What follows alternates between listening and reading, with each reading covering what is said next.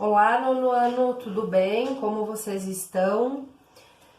Na aula anterior eu mandei um vídeo para vocês sobre o texto dissertativo. O que é o texto dissertativo, as partes que compõem o texto. E na aula dessa semana, então, eu estou encaminhando esse vídeo mostrando para vocês os 4 tipos de introdução que vocês podem fazer no texto dissertativo.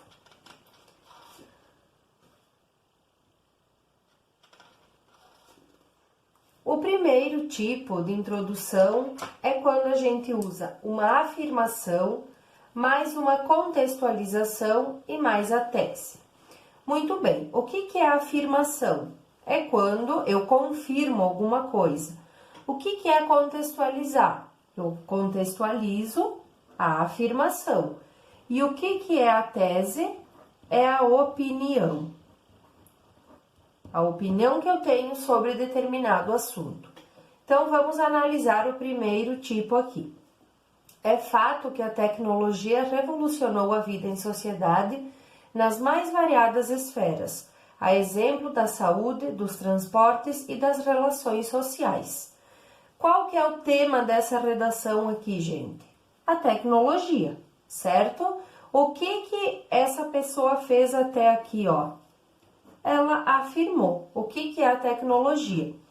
No que concerne ao uso da internet, a rede potencializou o fenômeno da massificação do consumo, pois permitiu, por meio da construção de um banco de dados, oferecer produtos de acordo com os interesses dos usuários. O que esse autor fez depois da afirmação? Ele contextualizou, né? Para quê? Para colocar aqui a opinião, ó. Pois permitiu, por meio da construção de um banco de dados, oferecer produtos de acordo com os interesses dos usuários. O que eu espero no desenvolvimento desse texto?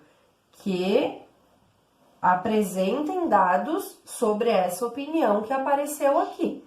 Então, esse é um dos tipos que dá para a gente usar.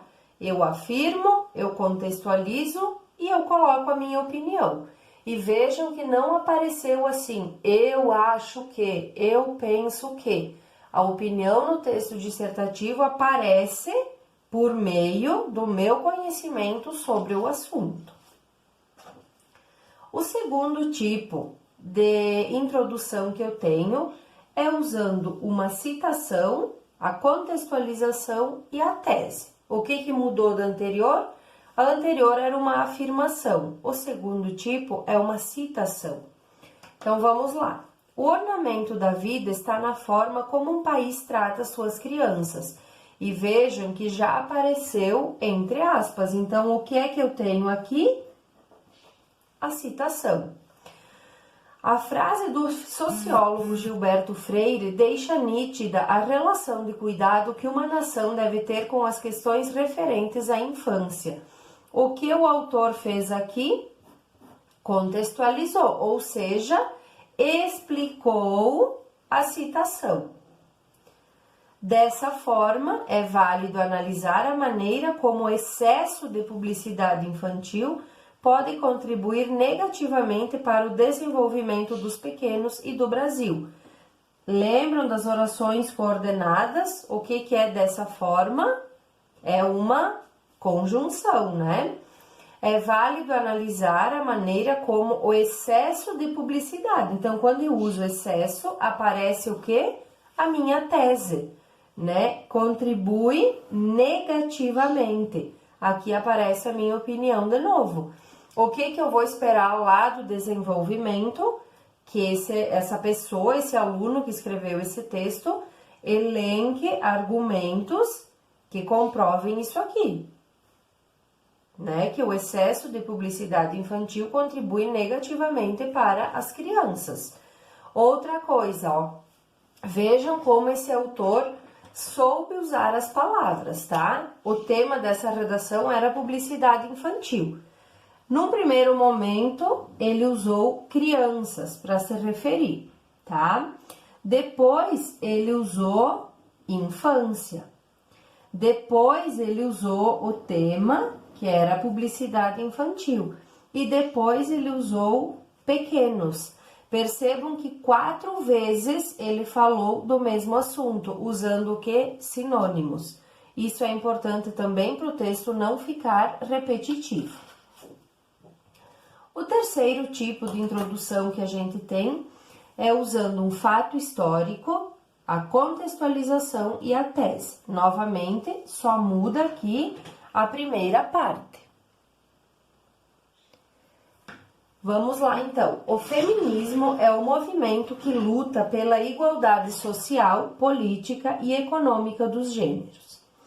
Odiernamente, muitas conquistas em prol da garantia dessas igualdades já foram alcançadas, a exemplo do direito ao voto para as mulheres adquirido no governo Vargas.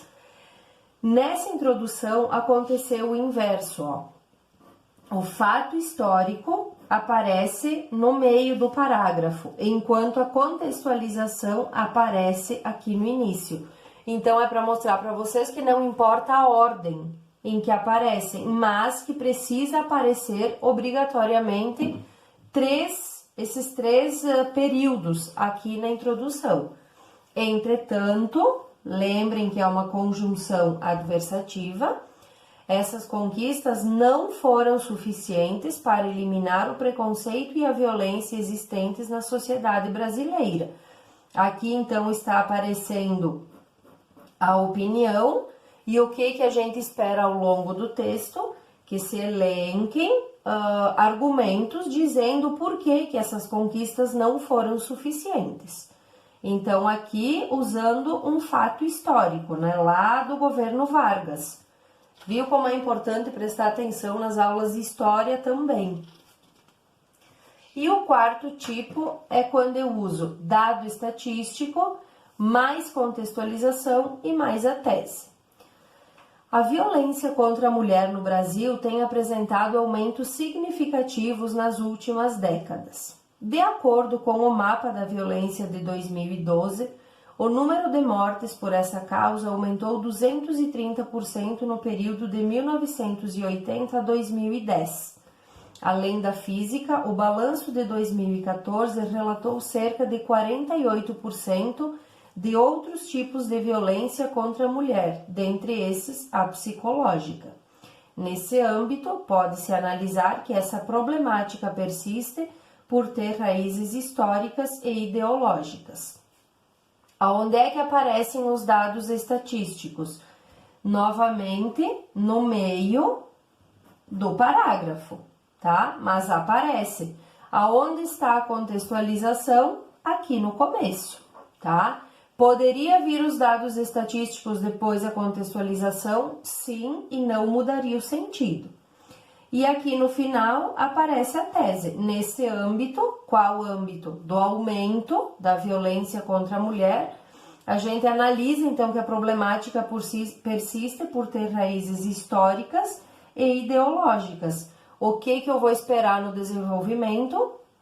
Argumentos que me tragam a comprovação dessa tese, das raízes históricas e das ideológicas. Então, vocês têm 4 tipos de introdução. Podem usar afirmação, podem usar citação, podem usar fato histórico e podem usar dado estatístico. Sempre contextualizando e sempre colocando a tese de vocês. Então, eu espero que vocês tenham entendido essa parte. Qualquer dúvida, me procurem. Fiquem bem, um abraço e boa semana.